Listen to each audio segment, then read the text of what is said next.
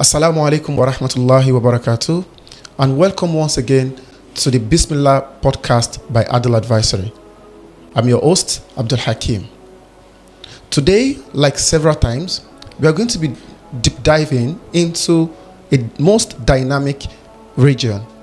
We want to look at the global Islamic finance startup ecosystem. We want to explore how are the Islamic startups, how are they contributing to the growth of Islamic finance through different sectors' contribution. When we look at the story generally, it looks very promising.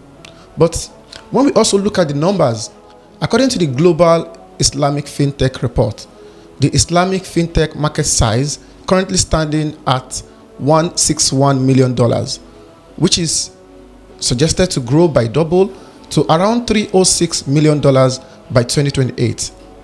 This growth largely, when we look at the spread of the contribution, we realize that we have over 500 Islamic fintech startups which are spread around key hubs like Malaysia, Saudi Arabia, Indonesia, and when we also look at more contribution, we see the likes of United Kingdom also contributing to that space. Most of these startups are majorly playing in the field around the payment, and we are seeing a shift moving from payment to areas like wealth management using robo-advisory, and also in areas such as the crowdfunding using P2P. All of these are the characteristics of what we are seeing as contribution in the Islamic global fintech startup ecosystem. To discuss this conversation and to also have more critical conversation around this, we have in our program today none other than Brother Umar Munshi. Is a practical entrepreneur with over around 10 to 15 years experience on Ethis. Not just Ethis, but is also one of the major contributors when we talk about Islamic FinTech venture capital. We are going to be having this conversation today, and we are going to be discussing on the critical questions that we are meant to ask if truly we want to see the growth of Islamic FinTech space. Assalamu alaikum, Brother Umar. Very nice to have you today, and we are very privileged to have you come to contribute on this discourse, majorly your experience and the current stage of the Islamic FinTech globally. Alhamdulillah, wa alaikum salam wa rahmatullahi wa barakatuh. It's a pleasure to be here, and I hope I can share some things that would be of benefit and help to, I think the main objective I have is to trigger more thinking, and from there inshallah more action. Yes, let us trigger it. I mean, when you mention the word trigger, then it also triggers something in me, which I feel that is one of those critical conversations we need to have. Let's trigger it first. Okay. From the area of looking at the scale and also compliance. When we look at the Islamic FinTech, the landscape, where we realize that most of this FinTech wants to scale. They want to move from one jurisdiction to other. But we also find out that at times the differences in the compliance structure, I mean by compliance I mean Sharia structure of different Islamic region, because at times something that is maybe a pass in Saudi Arabia might not fly in Malaysia when we talk about Sharia compliance and the like. That's right. Are we seeing this as a stopper or a blocker to the scaling of Islamic FinTech, or are we saying maybe there's an harmonization system going at the background that we are not aware of? Yeah. All right. So maybe let me address some terminology and also my current mindset, because I've been in this space, Islamic FinTech, venture capital, startups, technology for quite some time, and my own views and my own understanding also evolves over time, right? Over time. So I will answer your question, but before I go to your question, in my mind right now, when I think of Islamic FinTech, I actually expand it to Islamic technology startups, right? Because I know that finance and transactions, business activity can and should essentially be together. Right, they call it embedded finance. Right? So it's one and the same, right? It's not segregated. Yep. And the term Islamic startups in HASAN.VC, right, which I lead, we prefer to use the term halal startups. Halal startup. Right? Because it's more of an industry term, not directly a religion in terms of the branding Islam, right? Because we have practicing Muslims who are attracted by Islamic branding. We have Muslims who don't think that way when they look at something commercial, right? And then there are, of course, people of other faiths and backgrounds, right? So that's the framing that we have. Yeah. But going back to your question on whether differences in Sharia views or treatment is a barrier, right? Yes. And whether there's harmonization. Yes. Of course, this would apply more specifically to fintech startups or startups that have a fintech element in it. I feel that today more than ever before, this sort of potential friction points can be solved or should be easily solved. Okay, maybe not easily, but should be solvable. Yeah. Right? Why am I saying that? I'm aware that I think last year or the year before, two institutions, Islamic finance, Islamic banking institutions wanted to merge in Malaysia, right? One was from, I think, the GCC, the Middle East, and one is from Malaysia. Wow. Both are Islamic, both have their Sharia board. When they wanted to merge, from my understanding, there were challenges in the Sharia part. Wow. Right? One side couldn't sort of accept align the other side, right? It's different standards. So in big institutions, that's a big problem. But when you talk about fintechs and startups, it's very lean and flexible. Right? And with technology today, you can easily, in a sense, customize based on region, based on need, because it's software. Of course. Right? It's not infrastructure and thousands of people. It is software. And software can adapt. So I feel that it's not a major factor. It's a factor that needs to be navigated. And I think Sharia scholars, Sharia advisory firms have a role to play in the layer of, let's call it Sharia interoperability. Operationality, I'm okay. mixing that up, yeah. Interoperability. Right? Okay. Yes. So you can operate between jurisdictions. Yes. But that layer needs to be there because the startup founder, if it's not from this background, he or she wouldn't know. Of course. Yeah. So I think you touched on something, the fact that practically from the example you gave, where company wants to merge or they want to, there's interest to work together, but we have this stopper, which is the Sharia issue, which we find in different jurisdictions. Yeah. And this, if that could be happening, it means that it is one of the major concerns that may in a way slow down, because it has to be understood by startups who wants to take maybe funding from different places or want to merge. They have to, in a way, ensure that they try their best possible to first check, is this region aligned with my Sharia standard or with the way we want to operate? So they will be, in a way, restricted to regions that aligns with them. And that, in a way, also is going to slow down the pace of how we are able to grow. I think we need to, that needs to be addressed. What do you think? Yeah, so my earlier point was that technology, because it's a startup, because it's a fintech, because it's digital, right?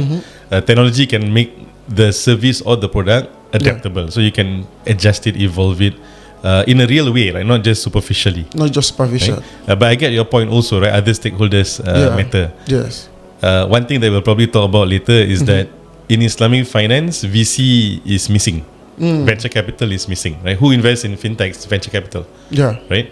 I mean, there are other institutions as well, but the specialists in startup fintech investment, venture capital firms. Yes. Islamic finance doesn't have VC as part of its landscape in general. In my view, I think that is one thing I want to go to next, and I'm very happy that you touched on it. Islamic venture capital is missing when we want to say, okay, these are the specialized Islamic venture capital, just like we have it in the conventional, that we have the likes of the big guys there, the YC and several others. Yes. And when we look at the available funding, and when we look at how Islamic startups are able to access this, there's this notion that there's just a tiny fragment of fund that is concentrated in specific area, which at the end of the day, maybe psychologically, the funders are meant to tilt towards or in a way provide service or provide funds to some people in their region, while others are struggling to get or scratch around very little funding. Are we seeing this as maybe another tool to set us back, or are we just seeing maybe the conventional venture capital just coming in, and whether they understand the Sharia terms or they don't understand, they just feel, okay, this is profitable, they've put in the money? How are we able to merge into this and be able to really provide the real Islamic compliant funding for the startups? Yeah, let me start with maybe a simple story example. Yeah. Right? So we are an early stage venture capital firm. We invest small amounts in very new early companies. Right? It's called pre-seed investment. Pre-seed, it's not even seed; it's pre-seed. Okay. Right? Just a 3-month-old, 6-month-old company, and they have an idea. They have some customers. They have a product, and we invest. We are like the first investor most of the time. Okay. Now, a startup from Indonesia that has a Quran app, okay, right? And they use AI to help improve Quran reading or teaching of Quran, and even tahfiz schools in Indonesia use their app to supplement their teaching methods. Okay, right? They came to us and they accepted our investment. Okay, we have a program, so they joined the program. After the program, they said we were interested in invest in them, and they were interested in to take our investment. Okay. The thing is, I told him directly, right? Your valuation is probably very high because they have 2 million downloads. Wow. They have 500,000 users using the app every month. Okay. And it's giving them revenue and so on. It's not a pre-seed startup. Right? It's 4 years old. 4 years. Not 4 months old. No, yeah, of course. But our terms are fixed. I'm like, we can't negotiate. This is how we do it, right? And he said, no, I'm more than happy to take your terms. So I was curious, like, why are you willing to come in on these terms, which is not in your favor? Of course. He said, what I'm looking for is halal money and Muslims who are behind that money. Right, because I'm a Quran app, I don't want to give my shares ownership or control away to people who don't understand what we're trying to do. Of course, right, and so that gives you an example of the gap that we were talking about, right? So the challenge here is money, part of it, but beyond that is you can say ecosystem. Right? Everybody likes to use the word ecosystem. But what does ecosystem mean? It means that there must be certain stakeholders that support each other. So now HASAN.VC exists. We are one of the few early stage halal VCs globally, one of the few. When we invest in our startups, we help them grow, we help them reach a certain stage. Of course. Who next? Maybe there are still some options. Then who next? Yeah. Take it off from there. At some point, or very quickly, you can't find Muslim money anymore or Sharia compliant money, unless maybe right now in Saudi Arabia there's VC money moving, right? But even then, it's focused on certain things. Yeah, but the rest of the Muslim world, I'll give you a number. There's $3 billion based on data that I found online. $3 billion of Islamic VC funding. 3 billion available, right? Yeah. A little bit bigger than I expected, but it's still very, very small compared to global VC, right? Of course. Global VC, they can invest 1 billion in one company. Of course, right? Of course. This 3 billion, 2 billion is in Saudi. 1 billion is everybody else, the entire 2 Muslim billion world. in Saudi? Yeah. So, wow. I mean, it's very skewed towards Saudi, but essentially there's 1 billion for the Muslim world outside of Saudi. Wow. Right? But it's not just the money, it is the stakeholders as well. Yep. Today we see governments getting more involved in the Muslim world. Today we see founders coming up. Yep. Right? So a lot of entrepreneurs now, because technology has made it easier to start a business and solve our own problems. Yeah. What we need is for Islamic finance as an industry to everybody, basically from Sharia scholars to junior people, to understand the change that is happening in this world now. If not, we will always be trying to catch up within a system that we don't own, or that doesn't even serve our interest. Wow, right? That does not even serve our interest. I mean, I think that calls for a deeper reflection, because at the end of the day, again, when you try to look, just like you just mentioned, that out of 3 billion, just 1 billion is serving other countries, and among the other countries are the likes of Indonesia, the likes of Malaysia, the likes of the UK, and other countries as well that are even in another region. And one of those very important points, I mean, when I was trying to do some research before this, is the concern that the perception that could Islamic startups, could they not be maybe in a way considered as an old wine in a new bottle, or do we see them doing something entirely new? Because maybe perhaps the fear of the funding agent or the VCs, if you would, their fear is this is just a copy paste or a replication of the conventional product. Are we seeing this? Because of course you are in this industry, you can see exactly what the startups are coming up with.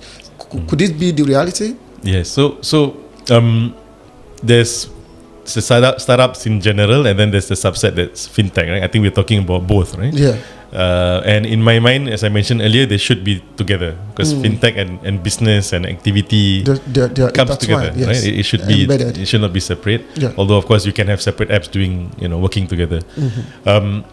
Right now, the concept or idea that is just repackaged, change name and endorsed, right? Yeah. There is a group of people who actively dislike or don't subscribe to Islamic finance and banking because of that. And my view is, we try our best, and what's the best available as a consumer, you take the best available, right? Yeah. That's just generally my view. But the opportunity here, going back to why I say we missing out, right? Or the world in terms of every major element of the world, geopolitics, the sentiment of the masses, the legal system, the monetary system, everything is changing much faster than ever before. So when things change, you need a different approach to life and business. Yeah. Right? So, for example, Islamic finance sort of had a positive PR and so on during the financial crisis in the past. Yeah. Because if they have so much debt, everything collapsed, but a lot of Islamic funds didn't collapse, right? Yeah. Today is at a totally different level. The world is reshaping itself. Yeah. We can sit here and watch and try to float and survive in this world that's changing around us and have zero influence. We're not even at the table right now. Yeah. Or we take the pure, perfect wisdom of Islamic economics, of how to do business, how to deal with people, how to do muamalat, and how to do finance, and manifest it. Because today you have technology that allows you to create things that were not possible in the past. Of course. Right? So all these founders around the world, especially those getting big money, they are using their brains, logic, and so on to try and figure out what are good solutions. Sometimes what are good solutions for people, what sometimes or most of the time what are good solutions that can make the most money may not be good for people. Right? We have two advantages. First advantage is we have a base of knowledge and wisdom that we know, so our confidence and our trust is high. Right? Because founders need to be confident in a concept that is unproven. In our case, we have a perfect concept that has yet to be properly manifested in this world today, that was successful in previous generations, previous times, right? So that's our advantage. We have this very special base of knowledge.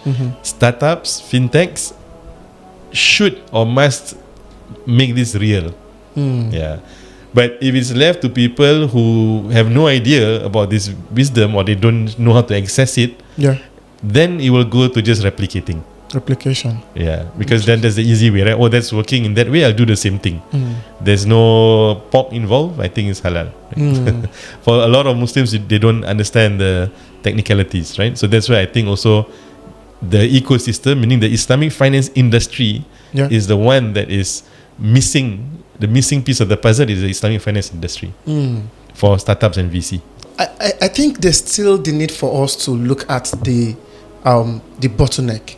There's still the talent bottleneck. When we look at how we are able to fully implement Islamic FinTech startup end to end, there's the perception that there's need for us to have someone with a full experience of a unicorn.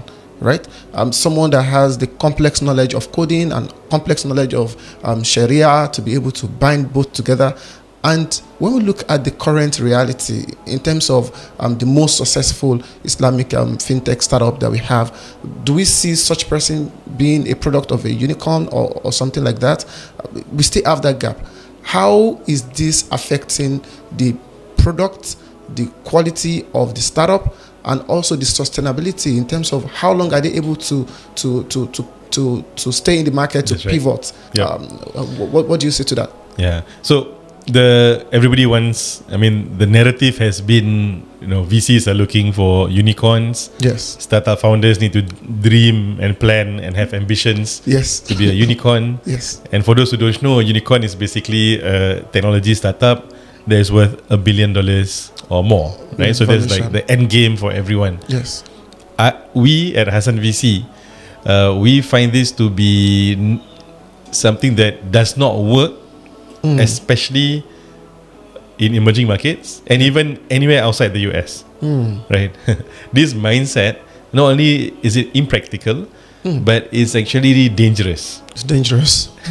And when we look at venture capital from the sort of Islamic spirit, right, or worldview, we see many problems with this approach, right? There's a lack of amanah because founders, when they get their money, they know that the VC is betting, right? The word that's always used everywhere is VCs bet on startups. Yeah. It's not haram in terms of betting, gambling in that sense, but the mindset is, I'm just giving everybody money because out of this 20, I'm not saying it's easy to get the VC money, but that's the VC mindset, right? They want to have a portfolio so that at least one of them can become a unicorn, right?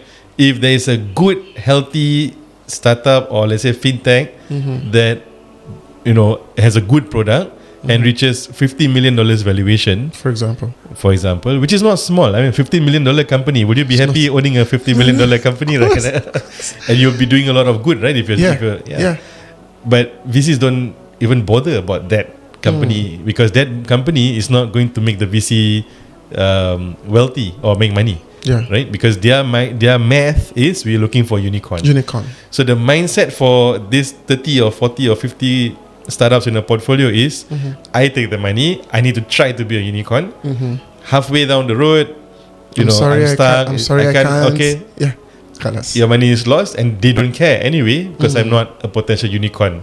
I'm a bet that did not work out. That didn't work out. But that mindset is not the mindset of let's say amanah, right? Responsibility. Every dollar you take is responsibility. And I mean, in my life, in my journey doing Islamic FinTech and so on, this concept of amanah when it comes to dealing with money, right, is very, very difficult. I think I see a lot of new young FinTech people who want to do investments, right? And I encourage it, but you need to know what you're getting yourself into, right? I'm digressing a bit, but in Islamic finance, there's always going to be risk. And if and when projects or investments go wrong, not only is it difficult to deal with the investor, but it's difficult to deal with what's happening, right? Because you're a fintech, you're matching, you're facilitating, you're getting data. Of course, you're not on the ground like a bank that has collection officers, agencies, people calling up and sending lawyers letters and all that, right? A fintech is meant to be light and a platform. Anyway, so something also I want to highlight, right? The level of amanah, whether you're a fintech founder, right? Whether you're facilitating public or investor monies, right? Or you're a startup receiving $20,000 from an angel investor, the amanah is very, very high. So back to our approach, we call it the camel startup approach. Camels, right? Everybody loves camels. Unicorns don't exist. Camels are very real, and camels are very valuable, right? And in the Quran, we are also told to look at the camel, right? To ponder about their creation, their abilities, and all. It's incredible if you do some research on the physical characteristics of a camel. How can these animals survive the desert? When no other animal, at least a big mammal, no other mammals can, right? And this is from there we extrapolate some of these characteristics of the camel and implement it in the startup world. Interesting, right? So for example, camels have double eyelids, so whenever there's sandstorms, they can still use their eyes and block out the sand, right? Yeah. So startups need to have the resilience to face challenges and storms, right? Camels have their hum, of course everybody knows about the hum. Yes. This is reserves. It's not water, it's fat. Fat, It's yes. reserves. Startups need to build up reserves. You can't just rely on I have 3 months or 6 months or even 1 year to find more money. Yeah. You know, I will die. Of course. Right? So, but if the startup is thinking of sustainability and having strong foundations, then it can start earning revenue while it focuses on the big picture. Yeah. Right? Because so many startups have amazing ideas, but if you look at the graveyard of startups, there's so much unrealized value because the mindset was go big or go bust. Go big or go bust. Yeah, go big or go home. I think Right. one of those things that you mentioned, which actually strike me, is trying to look into the reality of a camel. And I mean, camel is very significant that Allah also call us to attention on its creation, on its the magnificent features that it has that can be used for several business approaches, not just business, even family, not just finance, even strategy, just like you mentioned. So I want to highlight this because I was going to be talking about unicorn, but now that you mentioned the camel, I think the camel approach is fascinating. Looking at that, trying to imbibe from the characteristics of camel. You mentioned about the double layer of their sides, the hump that serve as fat reserve, their legs, everything. Trying to bring it into the lifespan of an Islamic FinTech or Islamic startup. Right. If we want to use that, if we want to implement a camel approach, how close are we to actualizing what is considered in a conventional term as unicorn? How close are we to reaching a valuation of IPO or even reaching a valuation of not just one, maybe $3 billion?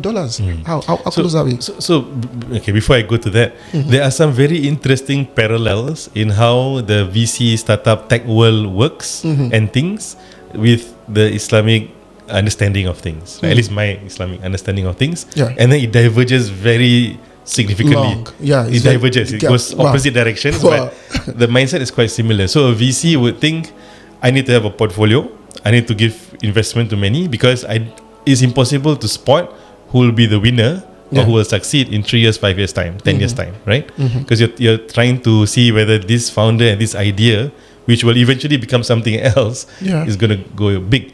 So to them, they cannot pick the winner. To us, it's the same thing, right? Allah subhanahu wa ta'ala decides out of this pool of people who's going to make it. Right? So that's one concept. The other thing is they look for founders that are visionary, who believe that they can create something new. That's how all Muslims should think. Because there's no limits to what we can do on this earth if Allah subhanahu wa ta'ala allows us to do it. Right? The mindset is we need to create solutions. We need to solve problems for humanity. That's what Muslims are here for, right? To help other people. So there's so many parallels. It's like almost exactly the same. The difference is how they view it commercially. Commercial right? part. So when you talk about success, in terms of 3 billion, 1 billion, it's different. It has to be different when we talk about success. Commercial success, yes, very important. It's an investment, right? If the investor is an impact investor or waqf that says, I only want impact, then that's different, right? But if it's an investment, if you're taking investment money, commercial, then there needs to be a commercial element or profit and so on. That's part of the amanah. But it's not only that, it's about the actual impact and the longevity, right? How long this can continue to create good. Sustainable. Like how a waqf can continue forever, right? So for me, when doing Ethis for many years, some ventures work, some ventures didn't work because we are a venture builder. We build many ventures, right? Some are still running today, some have potential to grow bigger. But at the end of the day, we want what I want, what I'm happy with, although there's ups and downs. I'm happy that I contributed something that will continue beyond my life, inshallah. Whether it's my own company or another company that learned from my company, or it continues, right? That's why in HASAN.VC we like to tell the startups, all of us are creating ripples It seems small. It's not going to change anything. It's just a ripple. Yeah. But ripples, when it comes together, it becomes a wave. Right? And what we need now is a wave. Wave, yeah. We need a huge wave. Exactly. To really cleanse and make the real change impact and reshape the world. Yeah. So back to the camel. Okay. I want to talk about the camel. Back to the camel.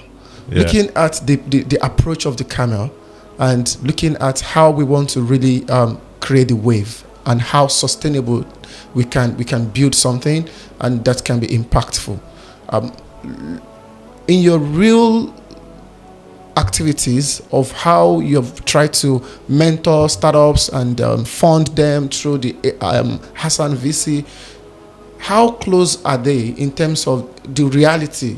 At times we may just be giving them the money just like the VCs, right? But in practical terms, are we just creating another set of small businesses that we feel perhaps it may work, it may not work in real time? Are we really getting close to solving problems, or we are just working around? All right. So one thing for sure is in our last 2 years, right? HASAN.VC has been operating for 2 years. Yeah. What we do is very straightforward. We twice a year we open up, we announce we are looking for early stage startups, right? Who are interested to join our program. It's a 2-month online program. Yep. And potentially get an investment from us. Okay. So every time we announce this, we get about 300 applicants, right? So far, we've done this 3 times. So we have about 1,000, almost 1,000 applicants, and this is something that is, in my view, quite unprecedented. In the past, there are not many Muslims who are doing startups and business as a percentage relative to other communities, other and so on. So Muslims are very, very underrepresented. For some reason, in most countries, we are just passive consumers. We're not the business owners. We are not. Right? Yeah. Traditional business, and especially technology startups. For example, Indonesia, 90% Muslim, biggest Muslim country in the world. Yeah. VC tech, was booming. Now it's going through some correction, but it's going up and down, right? Yeah. When you go to tech events, you go to conferences, you look at the top founders, you hardly find many Muslims, Yeah. But now there is this wave. There is this burst of entrepreneurship in the Muslim world. Alhamdulillah. This is a very powerful symptom or effect of, or this is a very clear symptom or effect of what I was saying earlier. The world has changed so much. Muslims are waking up as well. Yeah. Those who are not waking up, you're blind, unfortunately, or deaf. Yeah. Because the world is telling us everything has changed, right? So wake up. It's a wake up call. There's no more veil, there's no more curtain. It's like that. Yeah. So we know we should do something for ourselves or for humanity, right? So there's a lot of Muslims trying now and becoming entrepreneurs. Yeah. AI and the way cloud and all that has really brought down the barrier for a non-technical person to do business. Like you asked just now, right? Yeah. About do you need to be an expert in tech and Sharia? Say no, you don't need to be an expert in both. Yeah.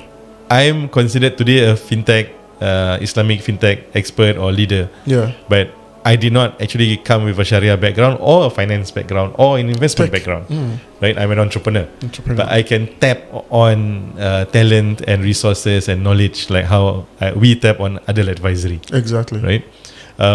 So one example, we have an AI startup in Malaysia. Okay. It provides software that can analyze footage, videos, and they have implemented it in drones.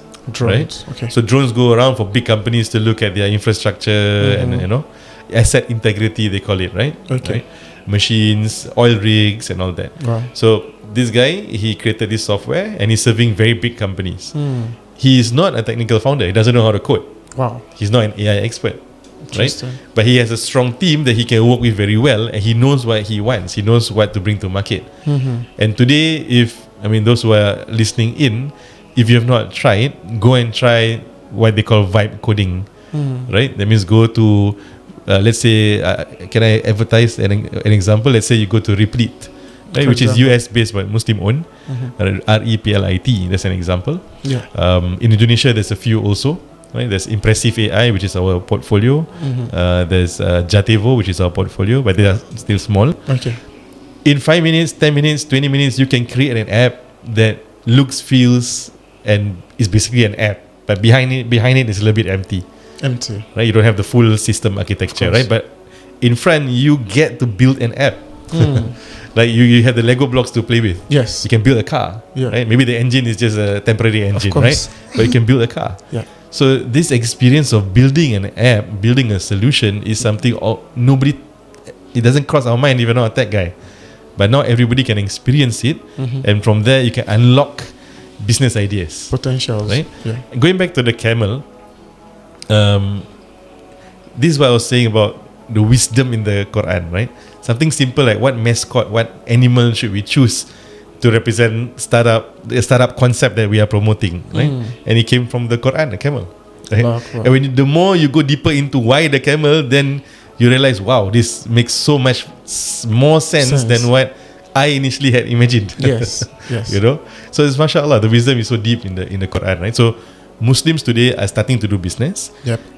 They need to be reminded and guided to look back at our sources that provides a lot of wisdom, insight, solutions for humanity that's perfect and timeless. Our roots. Right? Yeah. And see how technology can bring that to life. Interesting. I think this is a whole lecture. I mean, you can say I was just receiving them because it's so inspiring. Because when we look at startups, basically, the environment is very rigorous, and the survival is just like you say, go big or go home. If you can't go big, you know the way to your house, right? So you just have to go home, and to really come into the space.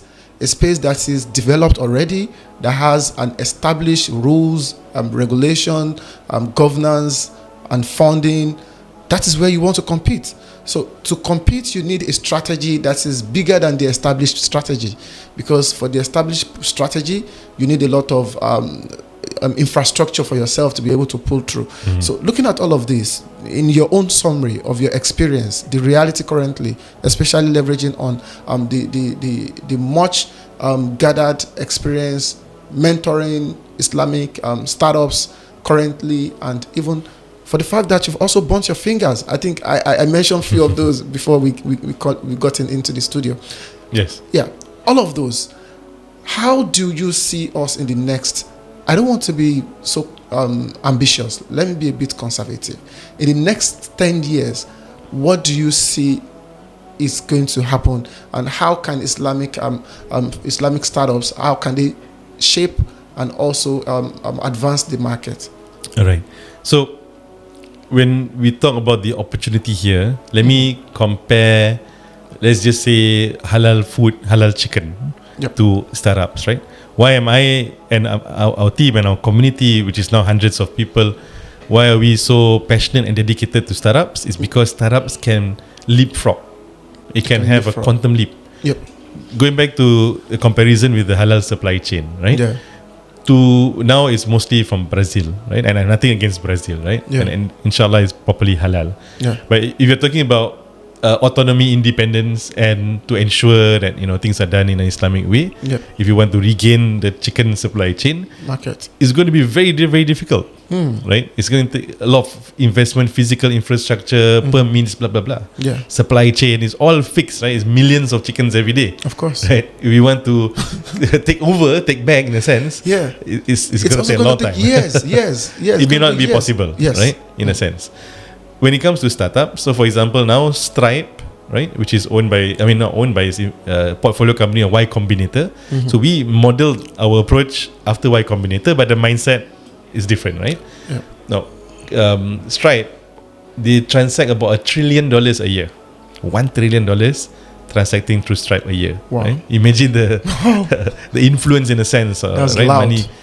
Now, if we have a halal better in terms of the impact and whatnot, a fairer, right, system that's halal, that is better than Stripe, then we can leapfrog. right? There's no reason for people not to take the better one. Of course. That's also halal. Yes. Right? And the halal and the better come together. Right? Can be neutral for everyone, can be branded for Muslims with whatever way. Accessible. We can do that. Yeah. Right? I mean, it's not easy to replace Stripe. It's not. But compared to a million chicken farms, right? Yeah. Right? So that leapfrog is there. Can happen. We must believe it can happen. But the reality is, we are so far, we are so small, we are not even sitting at the table, right? When it comes to technology, you talk about infrastructure, data centers, you talk about apps that people use, every level, every layer, we're not even there, right? So can we reach there? Can we? That's not the question.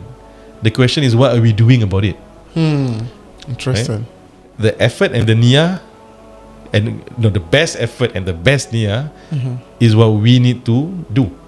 The outcome will be decided by Allah subhanahu wa ta'ala, right? Interesting. And something small we do can dominate the world maybe 2 generations down the road. Yeah. Right? Maybe I'm not alive anymore, right? But we got to plant those seeds. Yeah. Right? I like to share this analogy that startups are trees, right? So we provide the fertile ground for the startups to grow, to become a tree. A tree can provide shelter, it's an ecosystem, provide fruit. And when we have many trees, we become a forest. In this crazy jungle of a world, we have a safe forest. Yeah. Yeah, so that's an analogy I like to share. One thing very important that I need to stress on is, when people listen to this, I believe they will be inspired and motivated to take action. Of course. Right? For those who want to do business, please go and explore and try and experiment, right? Sure. For those who are thinking, I have extra money, I want to invest, you really need to also make sure you understand the risk of investing in startups. People who invest in startups is because you can afford to lose that money and you want to invest in it, right? So it's not a way to, in a sense, become rich. You can make money, it can happen. Yes. But most of the time, if you invest in individual startups, the chances are it may not make it and you may not make money.